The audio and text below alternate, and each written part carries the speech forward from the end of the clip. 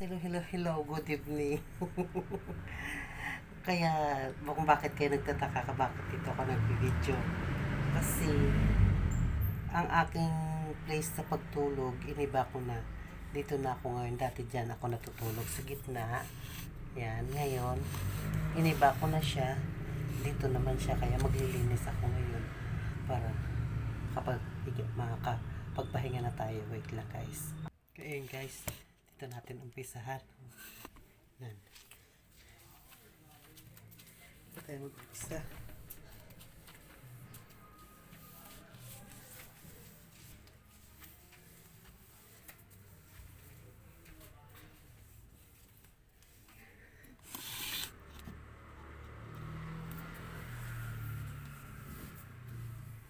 Tayo mag-umpisa ko ba?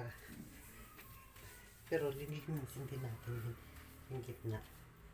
Ayan. Diba? Wait lang.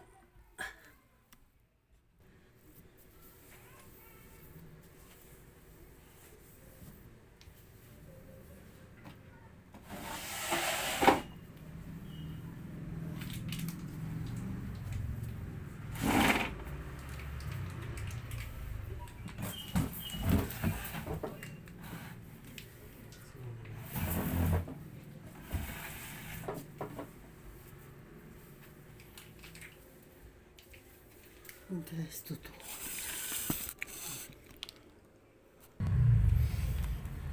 Guys, bawat sulok ay lilinisan natin. Kaya, ayun. Para malinis ang bawat.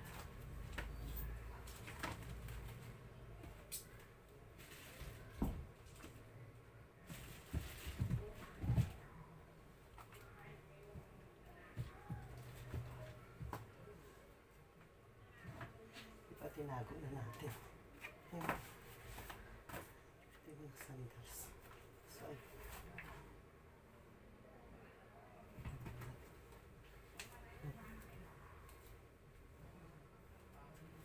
saan yung walis ko?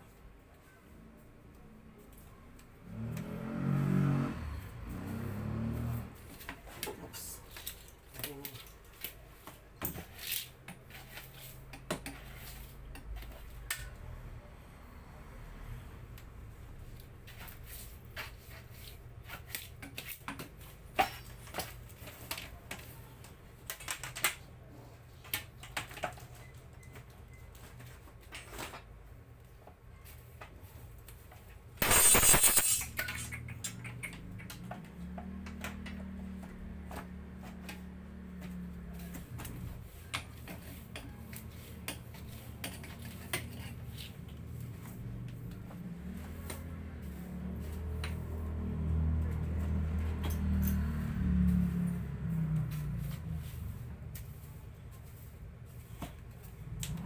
Ayun.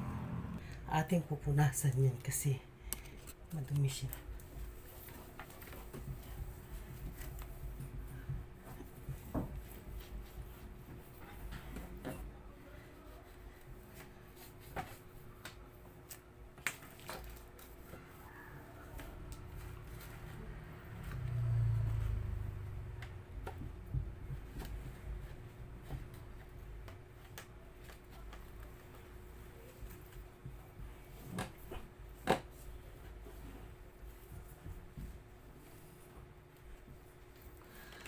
Guys, grabe.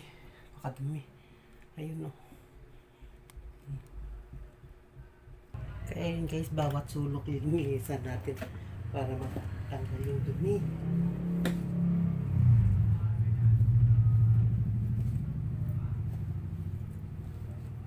Ba? Para matanggal yung dumi. Ang daming natatanggal. Diba? Kaya ayun. Ay, pagod. Yan guys, yung mga bawat sulok.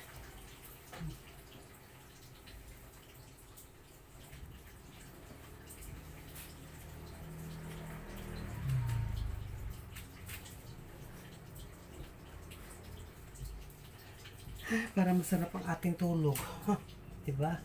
Pati ito linisin natin kasi ating tinutulugan. sinasandalan. Yan. Okay.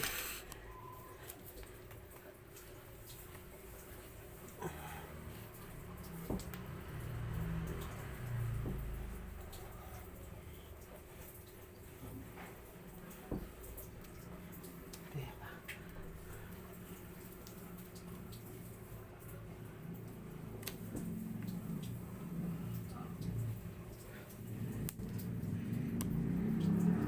Ayun na nga guys, dahil natuyo na, walisan na natin siya.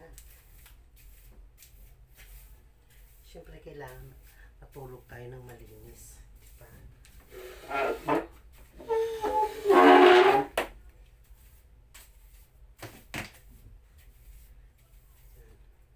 So ngayon,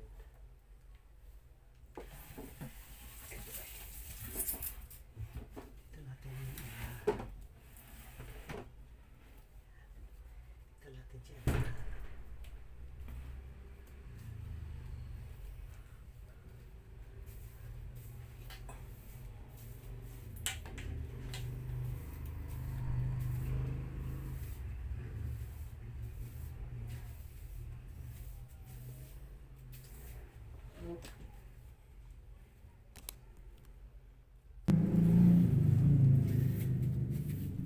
Ayan na nga guys, pinalisan na natin yan siya.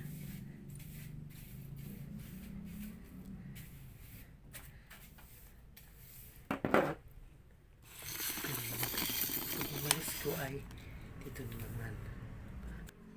So, yan ang maglapag na tayo. So, ito yung ating magic carpet.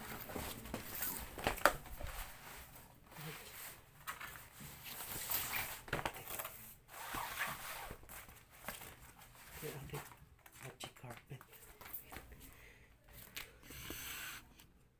So, ayun na nga guys. Dito ako natutulog. Yan, sa sulok. Dati, yan ako natutulog sa gitna. Diyan sa gitna. Ngayon, nag-iba ako ng posisyon. Nandito na ako sa sulok. Ayan, no. Sa may salamin. Kaya nilinis ko mga ilalim. Dahil ayoko nung natutulog na may nakikita akong mga kung ano ng mga dumi-dumi dyan. Kaya nililinis ko. So, ngayon, once again, so, thank you sa mga subscribers. Thank you sa mga viewers. Thank you sa mga nag-comments. At thank you sa mga nag-likes. Likers, o, diba? So, sa mga friends, family friends, so, thank you sa inyong lahat to support my video na kahit hindi nyo nagugustuhan yung video ko, at least, napapanood nyo, may natutunan kayo ng mga konti. Paano ko ba masasabi na may natutunan? Yung paglilinis natin, bawat sulok, hindi lang tayo naglilinis ng basta-basta lang ng linis ng pag nakita. Yung walis-walis lang, hindi pwede sa akin yan. Kailangan bawat sulok, linisan natin. So, kaya ayun guys, yung sulok na yan, ayan, nilinis ko na yan. So, ngayon, ito ang masasabi ko dyan sa inyo guys, sa mga taong nangangamba sa The Big One na sinasabi nila, nababasa natin sa mga news. So, ang masasabi ko lang guys, ito, manalangin lang tayo dahil si Lord ang nakakaalam sa ating buhay. At si Lord ang nakakaalam kung paano niya tayo ililigtas, kung paano niya tayo ilayo sa mga sakuna. Kung malakas ang pananampalataya mo kay Lord o sa Diyos, malakas ang kapit mo, si Lord ay hindi ka papabayaan. Promise yan. Dahil ako, ranas ko na rin yan. Si Lord ang aking kinakapitan. Si Lord ang aking buhay. Inaasa ko lahat kay Lord ang aking pangangailangan sa bawat araw-araw. Pero, huwag kang aasa na hindi ka gagawa. Ika nga, inaasa mo kay Lord, pinapanalangin mo kay Lord ang mga pangangailangan mo, mga needs mo, pero kumilos ka, 'di ba?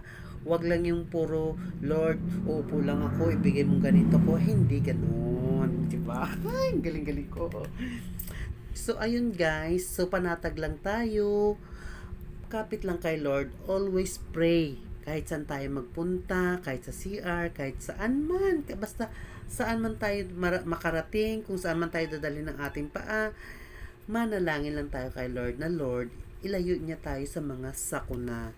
Lord, iligtas niya tayo sa mga sakuna, sa lahat ng mga struggles na dumadaan sa buhay natin. Kasi guys, sunod-sunod na yung mga lindol sa isang araw, 2 beses lumindol. So, hindi na maganda. So, si Lord ay nagpaparamdam sa atin.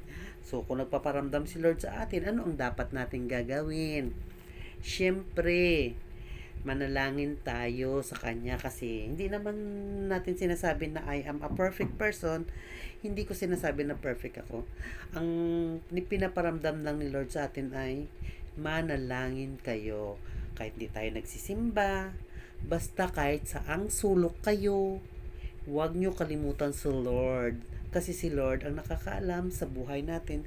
Si Lord ang nakakaalam kung saan niya tayo ilalagay. Si Lord ang nakakaalam kung paano niya tayo buhatin. 'Di ba? Yun lang ang sa akin. So once again, good evening. See you again. So God bless you all guys. Stay safe lang guys ha. Kapit lang, pray lang kay Lord. Si Lord, nandyan si Lord sa puso natin at isipan. Pero kung wala si Lord sa puso at isipan natin, so, ikaw ay mag-iisip ng mga negatibong bagay. So, kailangan alisin mo yung mga negative. Ipasok mo yung positive. Ligtas tayo. Okay? Once again, good evening and God bless you all. Thank you. Hindi ko sinasabi na ako ang Diyos, ako ang nagliligtas. Hindi. Si Lord ang magliligtas sa atin. Ang sa akin lang, manalangin lang tayo.